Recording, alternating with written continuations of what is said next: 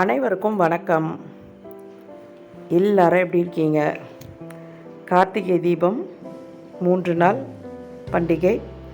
முதல் நாள் கார்த்திகை தீபம், அண்ணாமலையார் தீபம் பார்த்துட்டு வாசலில் விளக்கேற்றி, அதன் பிறகு வீட்டுக்குள்ளே ஒவ்வொரு ரூமுக்கும் தனித்தனியாக விளக்கேற்றி வைக்கணும்.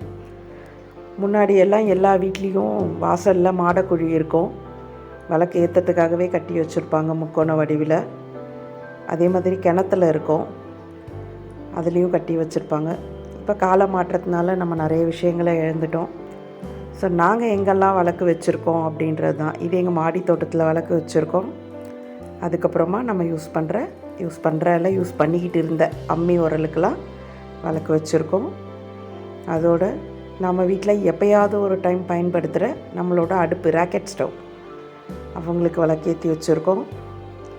ஸோ இப்போ நம்ம வீட்டு வாசலில் வச்சுருக்க மாட்டுத் தொட்டி, முன்னாடிலாம் நில்லு தொட்டி அதெல்லாம் இருக்கும். இப்போ நம்மக்கிட்ட மாட்டுத் தொட்டி தான் இருக்குது. அதுக்கு விளக்கு வச்சுட்டு அப்படியே நம்ம மோட்ரு ரூமுக்கு, அதன் பிறகு அப்படியே வாட்டர் டேங்க்குக்கு, இப்படி எல்லா இடத்துலையும் விளக்கேற்றி வச்சு 2வது நாளில் முடித்தாச்சு. இது 3வது நாள். ரொம்ப சிம்பிளாக வாசலுக்கும்.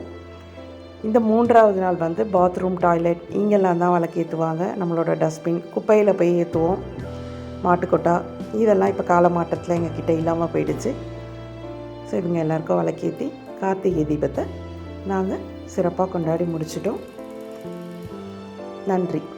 நலம் பெறுக, வளம் பெறுக.